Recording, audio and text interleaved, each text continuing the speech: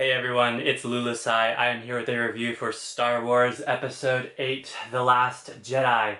Someone remind me to shave, by the way. I was actually going to take the day off today from uploading, but my dad really wanted to continue our Star Wars marathon, and so, like the good son I am, I watched it.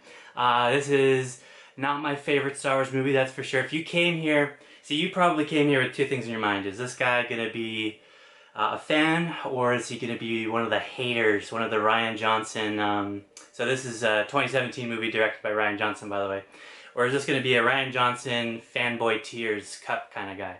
I'm more like a fanboy tears cup kind of guy. However, just keep in mind that I'm not actually that pressed about any of this. Both my written and video review, I wrote them in a way to be entertaining and also, in my opinion, objective, like what I genuinely believe, at least. So it's not like I'm like politically motivated to hate against this or anything like that. I'm truly not that invested. And I wasn't invested when it first came out either. Like, yes, I like Star Wars, but I'm not going to lose sleep over it, right? I'm not one of those people. I'm just doing it for your entertainment and because I'm about to speak the truth, and I never say anything but the truth. So, yeah. So, The Last Jedi. We're going to go full spoilers mode. If you have not seen this movie, there is a ton of major moments that will, and if you hear me say them, it will ruin it for you. I do not think this is a good movie. I'm going to give it a 4 out of 10, I'll tell you right now. It is the second worst Star Wars movie in the whole series, which, if you're wondering what the worst one is, it is Star Wars The Clone Wars animated movie. I like the series, but the movie specifically is really bad, or pretty bad. And I have not seen Mandalorian and Grogu yet. I highly doubt it's going to be worse than The Last Jedi, though. Maybe I shouldn't have said that it's the second. I probably shouldn't have said that this is the second worst, because there is a chance that that movie somehow is worse than this, but I highly doubt it. Okay, so full spoiler mode. The plot is that... It's a shame to say, really. So Rey begins her training with Luke Skywalker. This is done to address the criticism of Rey not receiving any training in the first movie or in The Force Awakens. So, hey, I'll give them props for that, at least, I guess. So, she's doing her training with Luke, but here's where things get bad immediately. So, I believe the original plan during The Force Awakens was different. I think J.J. Abrams had a different idea in mind of what was going to happen with Luke. But since we have changed directors from the last movie to this one, mainline, now Rian Johnson, I believe, has decided that because he's a subversive director who's known for those kind of movies, he wants to do something against the grain. So he 180s Luke's character, and Luke is now a grumpy old man who has no faith in humanity and wants nothing to do with the outside world, despite the fact that he presumably left a map to find him in case, you know, his sister was desperate for his help or something. I don't know. It's not like the map is particularly explained. But, yeah, so the whole point of The Force Awakens was to acquire the map to find Luke Skywalker.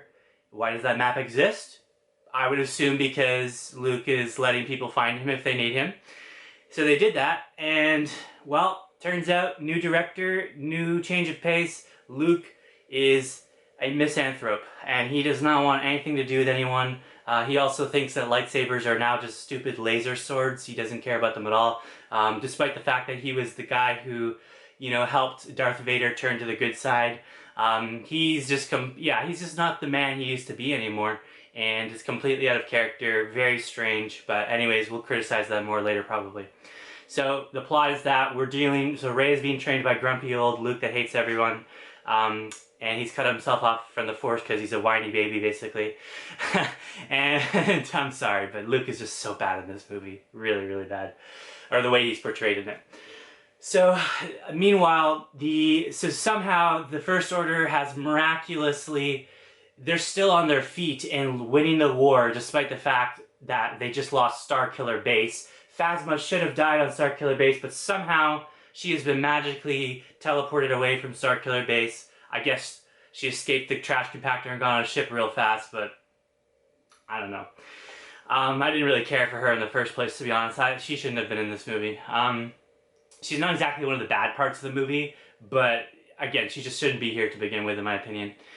So, despite the fact that Starkiller Base has been destroyed and the First Order should be really down on their resources, they're somehow still winning the war, and so off screen the Resistance are doing really bad. I say that because we have this hurrah moment at the end of for Force Awakens, but at the start of this one, they're already in dire straits. It is like the end of the rebellion is coming, or the end of the Resistance. So the Resistance are desperately trying to get away from them, but for the first time ever in Star Wars history, somehow the First Order are able to track them through hyperspace, which, granted, was technically already established in Rogue One. If you pay attention closely, Rogue One does mention hyperspace tracking in the Imperial database. That doesn't make it okay, though. I mean, why is that concept even being introduced? If hyperspace tracking exists, I mean, nobody can escape anyone ever again in Star Wars. There's no reason. Well, you'd think there's no reason, but now it's because, so since the Empire, or First Order, can track the Resistance through hyperspace, and every time they hyperspace jump, it's completely useless and does nothing. Because of that, again, seemingly, I'm sure fuel was already in the Star Wars universe for sure, but seemingly for the first time in Star Wars history in the series, fuel now matters. I'm sure fuel is always a thing, but for the first time it matters. It's something being talked about now. So fuel is the explanation of why hyperspace tracking isn't... Or no, actually it is the explanation why hyperspace tracking is so OP, and why you can't do anything about it, and why it's going to make things weird in the future of this series. Yeah, I have no idea how they pulled off that hyperspace tracking. So even though it was shown, or it was said in Rogue One, that doesn't make it make sense. We still don't know how it operates or why it was able to be discovered. But yeah, so fuel is the concern of this movie, and the Resistance have to choose their next moves carefully. And here's where the plot continues to get stupid. So I'm really just telling you the full movie right now because that's how dumb it is. I just feel like it. And I've already said I'm going into full spoilers. So I don't normally go this in depth with the plot synopsis, but I'm just doing it to illustrate a point to you of how stupid this is. Okay, so let's continue. This is going to be my longest plot synopsis I've ever done on this channel. So next up we have Poe, who has now become a clueless moron in the eyes of the movie. I don't actually think he is, but the movie seems to make him, or wants us to believe that that's what he's like. So Poe is supposed to be this liability who's dangerous to his allies, which is not true at all, but that's what the movie wants you to think falsely. It's trying to gaslight you into thinking that. So if you if you don't let yourself get gaslit, what's actually happening is that so Leia gets put out of action because of this ridiculous, horrible scene where she starts flying in space or floating in space. It's ridiculous. I hate that scene as well because Admiral Akbar has died off screen. One of the most iconic secondary characters in Star Wars history completely dies off screen. It's pathetic, what they do to him. Admiral Akbar's not pathetic. I love him, but yeah, they did him dirty. So Admiral Holdo is, Vice Admiral Holdo is the one who takes over Leia's command, and she has so much pure hubris that she's almost like a Kathleen Kennedy or maybe Rian Johnson insert. I'm sorry. That's just a joke. I'm not insulting anyone for real. So Admiral Holdo is... Yes, the argument is she doesn't have to tell her subordinates anything, right? I don't care about that. This is life or death, your rank. She said it herself. Ranks aren't really... No, she didn't say she was trying to, like, belittle him or something. Poe said it himself, though, and I agree with Poe. Ranks aren't super important right now. This is about the survival of the Resistance. So if you could have the common courtesy and basic human kindness to tell Poe that, yeah, we have hope, just relax, it's okay, everything's going to be alright, that would go a long way, but instead she's extremely standoffish. She reminds me of, like, if you've ever had a Karen for a boss before, or if you've been pulled into... Like, I don't let this happen anymore, but when I was younger, I would sometimes say something left pocket by accident, and then I would get pulled into the office by the boss. He's just like, hey, how's it going? So blah, blah, blah said that you said this, and we just want the environment to be, you know, positive, blah, blah, blah. I can't even think of an example right now, but I'm sure it's happened to me. That's what this reminds me of. It's like getting reprimanded by someone who is just not all there. I'm sorry. They might be all there in their personal life, but when it comes to the job, they're not all there. They're just a robot at that point, just doing what their brain wants them to do. It's hard to explain, but I think you know what I mean. But so Holdo idiotically just disrespects and puts down Poe throughout the movie, and then she wants to play the victim card later on when it's time for her command to be relieved, understandably. I mean, don't get me wrong, Poe's entire plan, or what Poe, Finn, and Rose do in this movie is completely pointless, don't get me wrong. But in their minds, I think they're pretty justified for trying to save their friends at that time. So Holdo's completely ridiculous. And also the Holdo maneuver that she pulls, as it will be coined later. They try to explain it. It's so funny how Rian Johnson and J.J. Abrams keep retconning each other. So in the very next movie, they're going to say, the Holdo maneuver is 1 in a million. No, it's not. I'm sure it's not that hard at all, because Holdo was able to do it under stress pretty easily. So, and I mean, you could have even had like a droid do it, and she could have gone on the ship if she wanted, but she wanted to be that heroic sacrifice. But, yeah. So, I mean, if the Holdo maneuver exists, why not just put an X-Wing right in through the Death Star and just be done with it? Why even have to put in ion torpedoes or anything, you know?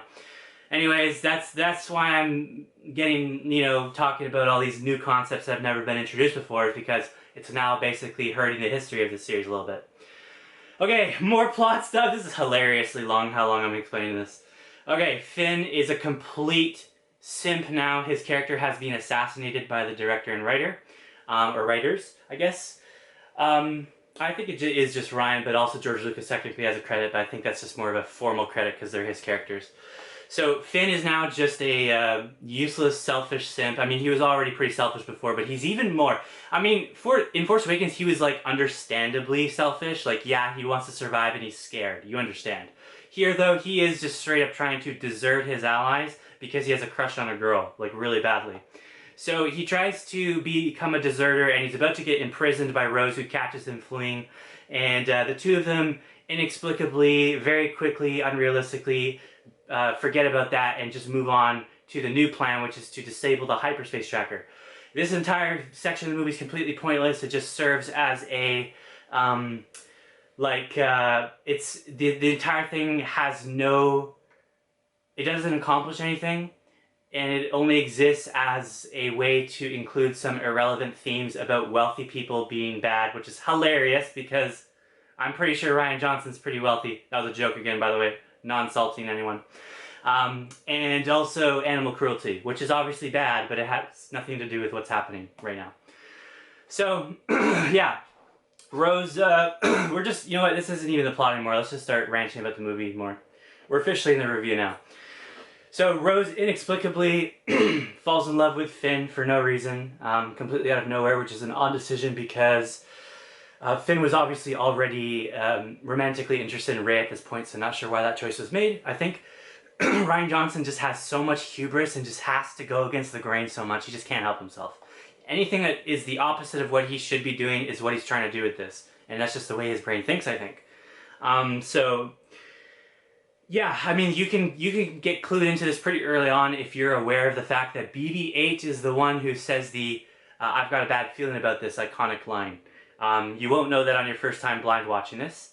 And overall, I would say your best experience with this movie is going to be your very first time watching this. It's once you start looking a bit closer, thinking about things more, once you've seen it 15 to 20 times like I have, that's when it starts to fall apart. I actually didn't mind this movie the first time I watched it, but then I watched it again, and again, and again, and it started to irritate me more and more, and the cracks were just blatantly obvious. I didn't even have to try to look. Okay, and Kylo Ren is very conflicted.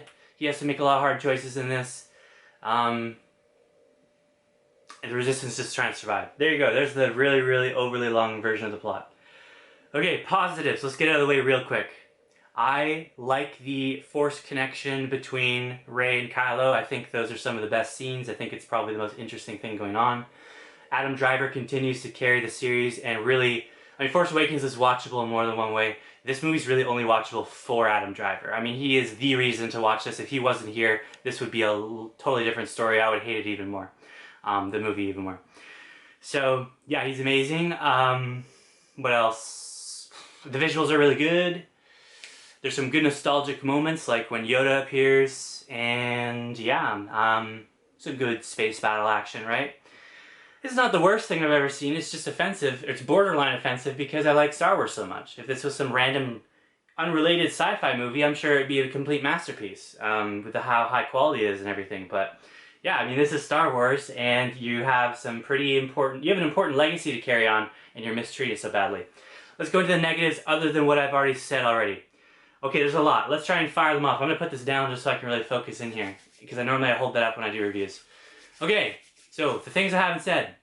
There is unfunny jokes at inappropriate moments, such as when Luke tosses away his lightsaber, he refers to it as a laser sword, and also when Poe makes a "your mama" joke to General Hux. There is, we said Canto Bight is entirely pointless, but another reason for that, or another annoying thing about that plot line, is that Maz Kanata, who's apparently too busy to help save the fate of the universe, or the galaxy, says that since she's too busy, you must go find this one specific master codebreaker on Canto Bight, or else you're not going to be able to crack the codes you need to gain access to Snoke's command ship. Or the ship that has a tracker on it, which I think is the command one. But regardless, so they're unable to do that, and they get imprisoned, and of course, there is another codebreaker who can also has the same capabilities, despite the fact that Maz just said that this is the one guy, the guy with the red plume flower is the only guy who can do it. If you don't have that guy, you are cooked, you're done. Okay?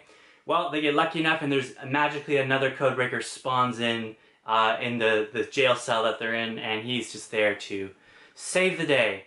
But ultimately, it's a pointless subplot. I hate Canto Bight. I hate everything about it. I just think it's useless. Okay, now, Luke Skywalker, horribly portrayed in this. I've already talked about that extensively, but I'll also say, what I haven't mentioned yet, Luke Skywalker's death is so tragic, I don't like it at all. I was fine with Han's death in Force Awakens. I'm not fine with Luke's death in this movie. I would have been okay with him dying maybe if it was done better, but he literally dies of, like, exhaustion. It's such a lame way to go out. He does force projection, another thing that has never been done in Star Wars before. So we have all these new concepts that should have been there to exist in the first place, and they're just not. Why is it Yoda doing this move? Well, I guess he doesn't want to die, but maybe someone more powerful than Luke, or maybe Luke's the most powerful. I don't know. These are all unanswered questions, and you're best off just not even trying to think about it. But force projection, it was extremely lame. Kylo should have recognized that Luke was wielding the lightsaber that he just destroyed moments before that. The death of Snoke is half-baked. It's just Rian Johnson trying to subvert expectations and basically retcon the other director that came before him, because there was clearly more plans with Snoke in the Knights of Ren, but no, Rian Johnson's like, nah, not my movie, we're gonna cut all that out. So Snoke's death is effective the very first time you watch this movie because it's very surprising and shocking. But every single time you watch it after that, it's like, what the hell? It's really, really out of nowhere, and it just makes his character stupid. I really don't like Snoke as a character. I think he's a horrible villain, and just completely unexplained, inexplicable, came out of nowhere. I think I know the lore about him. He's like a failed clone of the Emperor or something, but you're not supposed to know that at this point, so I kind of just spoiled that, but they're not going to tell you that shit anyway, so it's just, he's a pointless, useless villain, copycat of the Emperor that does nothing. And now his story has been cut short before we have any time to explain who he is or where he came from, why he has the lightning powers. It's because he's an offspring, not really offspring, but it's because he's related to the Emperor in some way, but you're not supposed to know that yet, so. Okay, so Finn is a completely destroyed character in this. Poe is a destroyed character in this. Finn has one meaningful moment, or one really meaningful moment towards the end of the movie. Rose destroys it, and I honestly think that could have been a good send-off for Finn right there, because there's clearly nothing left to do with him. The Force Awakens, he's literally on the cover of The Force Awakens holding a lightsaber, and I believe he actually uses a lightsaber more than Rey does in Force Awakens. I could be wrong about that, but so clearly there was something else going on with him, but this movie has decided to turn him into a useless simp, and now we don't even get a decent send-off for him. That honestly could have made the movie's ending a lot more impactful, but nope. He gets saved at the last second so that Rose can profess her love to him. The Praetorian Guard fight. You would think I'd say this is one of the highlights.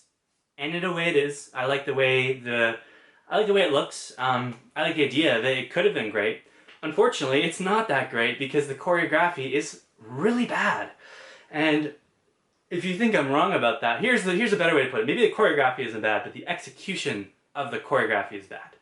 So, Rey in particular, if you pay attention to her, just rewind the scene once and you'll notice immediately. There is a guard who purposely misses her at the beginning of the fight. And there's also a guard who has a weapon, so he's using two daggers, which he splits off, and then one of those daggers gets CGI digitally removed because he's about to stab her in the back, and it doesn't make sense. So he goes from having two daggers in his hand to He puts his hand digitally moves behind her back for a half second, comes back, and the dagger's gone. So now he only has one dagger for unknown reasons. So that, it's just so distracting every time I watch it. It's so painfully clear once you realize it's there. If you've never realized it's there, fair enough, maybe you like the scene more than I do. But once you realize it's there, you'll never look at it the same again. It's hilariously bad, and it really makes me question the competency of the action scenes here, because if there's something that obviously wrong with it, why would you not reshoot it or do it from a different angle? Because I understand this is a difficult scene to pull off because you have so many targets versus one target. I mean, Rey literally uses her foot to kick 3 guys at the same time, which doesn't make sense. They're like spread out. Like, they're not like single file or anything. They're like 3 guys spread out. She kicks 3 guys at the same time. Like, none of this makes sense. I understand it's hard for them to shoot this, but maybe take a guard or 2 out. Maybe it makes it easier for you. Or just do it differently, because this is not it. Okay, I probably missed some things, but I've already been ranting a lot. Let's give Star Wars Episode VIII, The Last Jedi, a 4 out of 10. If this movie was not related to Star Wars, then I can see you considering this as amazing. This is an incredibly subversive sci-fi experience with really high quality and budget. It's pretty long as well, so you get a lot of, I guess, value for your money. But that's not what this is. This is continuing the story of Luke Skywalker after such a long hiatus, and it's so terribly done. It's honestly unforgivable, so yeah, I don't care how pretty the movie looks or how cool some of the action is. Although, actually, shout out to one character. Captain Kennedy is a badass in this movie. And if you don't know who that character is, then maybe you're not much of a Star Wars fan as I am. I'm just kidding. I don't care about gatekeeping. I'm just saying this isn't it, Chief, so yep, Last Jedi, really, really horrendous. Not completely unwatchable, but still pretty insulting and definitely the wrong direction to go.